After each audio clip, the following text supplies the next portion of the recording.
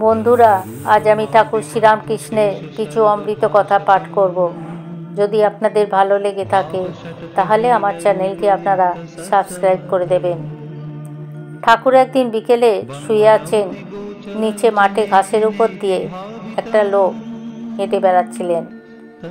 ঠাকুর আমায় বললেন, স্বামী অভেদানন্দ বলছেন, দেখ, ওকে ঘাসের উপর দিয়ে চলতে বারণ কর, আমার বড় কষ্ট হচ্ছে, ও যেন আমার বুকের ওপর দিয়ে চলে বেড়াচ্ছে। আমি শুনে এবং তা প্রত্যক্ষ দেখে স্তম্ভিত হয়ে গেলাম। আমি তাড়াতাড়ি গিয়ে লোকটাকে নিষেধ করলে আস্তে আস্তে ঠাকুর সুস্থ বোধ করলেন। কাশীপুরের বাগানে এক পাগলিনী ঠাকুরকে দেখবার জন্য আসত। তাহার গলার সুর ছিল অতিশয় মধুর। পাগলিনী গান গাইলে ঠাকুরের ভাব হতো। পাগলিনী একটি গান করতেন, একবার এসো মা এসো মা। এই গানটি পাগলিনী যখন গাইত তখন সকলকে ব্যাকুল করত। ঠাকুরেরও ভাবে বিভোর হয়ে বাহ্য জ্ঞান শূন্য হয়ে পড়তেন। পাগলিনী কিন্তু কাহার কথা মানতেন না। অবসর পেলে সে উপরে উঠে ঠাকুরের ঘরে প্রবেশ করত, কিন্তু ঠাকুর তাকে ঘরে আসতে নিষেধ করতেন, কারণ ঠাকুরের প্রতি তাহার মধুর ভাব ছিল। অবশেষে পাগলিনী চলে গেল, আর ফিরে আসেনি। এই পাগলিনীকে দেখে ও তাহার গান শুনে গিরিশচন্দ্র ঘোষ তার বিল্বমঙ্গল নাটকে এক পাগলিনীর চরিত্র প্রতিফলিত করেছিলেন। শশধর তর্কচূড়ামণি ঠাকুরকে অত্যন্ত ভক্তি শ্রদ্ধা করতেন। একদিনের কথা, শশধর তর্কচূড়ামণি কাশীপুরের বাগানে ঠাকুরকে দেখতে এসেছেন। ঠাকুরের গলার অসুখ তখন অত্যন্ত বেড়েছে। তর্কচূড়ামণি বললেন, আপনি যদি শরীরের দিকে একটু মন দেন তাহলে আপনার গলার অসুখ নিশ্চয়ই সেরে যাবে। ঠাকুর বললেন, যে মন একবার ভগবানকে দিয়েছি তাই এই রক্ত মাংসের শরীরের দিকে আবার কেমন করে দিতে পারি বলুন। তর্কচূড়ামণি বললেন, তবে মার সঙ্গে যখন কথা কইবেন তখন তাকে আপনার গলার ঘায়ের যাতে উপশম হয় সে কথা বলবেন। ঠাকুর বললেন, আমি জগতের মাকে দর্শন করি, তখন আমার শরীর ও জগৎ সবই ভুল হয়ে যায়।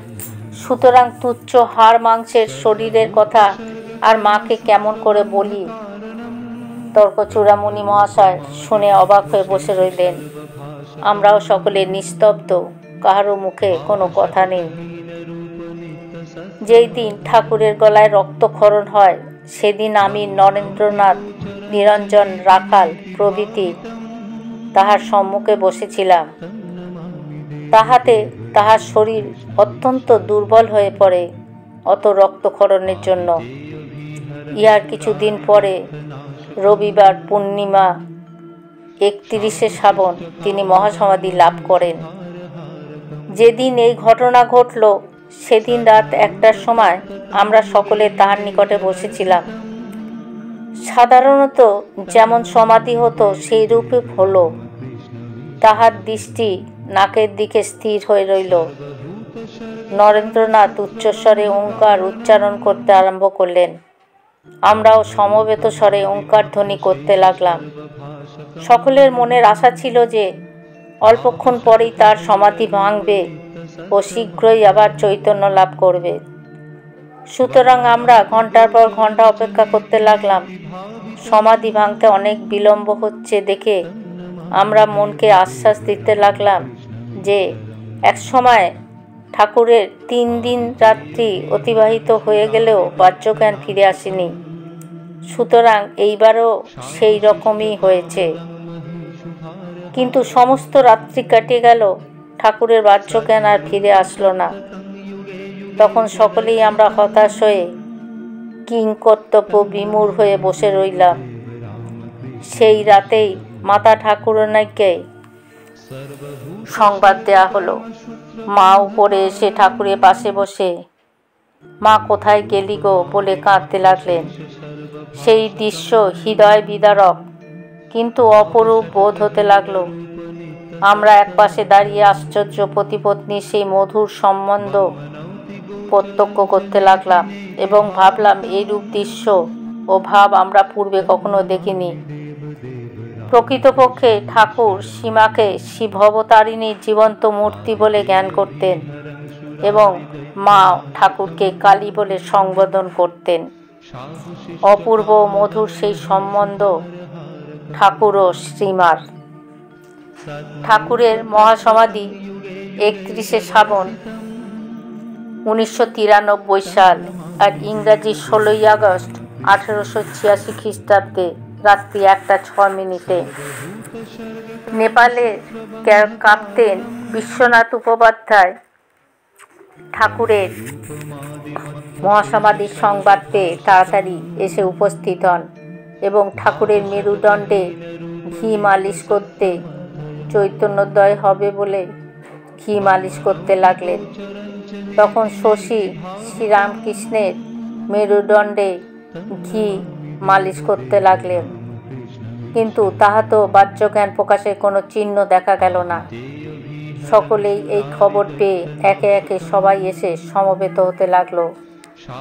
সেই মহা বিপদের সংবাদ ক্রমে সমস্ত জায়গায় ছড়িয়ে পড়ল। বেলা 10টার সময় ডাক্তার মহেন্দ্র সরকার এসে নাড়ি দেখে বিশেষভাবে পর্যবেক্ষণ করে বললেন, আর মালিশ করে কোনো ফল হবে না। আধ ঘন্টা পূর্বে ঠাকুরের প্রাণবায়ু বেরিয়ে গিয়েছে, এইবার চির সমাধি। মহেন্দ্র সরকারের কথা শুনে আমরা সকলেই আশা হারালাম। এদিকে ঠাকুরের দিব্য দেহের সৎকারের ব্যবস্থা হতে লাগলো। সেই অবস্থার ফটো নেবার জন্য মহেন্দ্র সরকার 10টা টাকা দিয়ে চলে গেলেন। তখন সকলেই আমরা নিজেদের একবারে অসহায় জ্ঞান করতে লাগলাম। ভাবলাম আমাদের সহায় সম্বল সকল আশা ভরসার অবসান হলো। এখন কি করব, কাহাকে আশ্রয় করে এই বা দিন যাপন করব।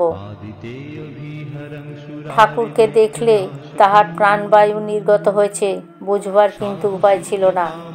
সহাস্য বদন, দিব্য জ্যোতি যেন তাহার সমস্ত শরীর হইতে নির্গত হচ্ছে।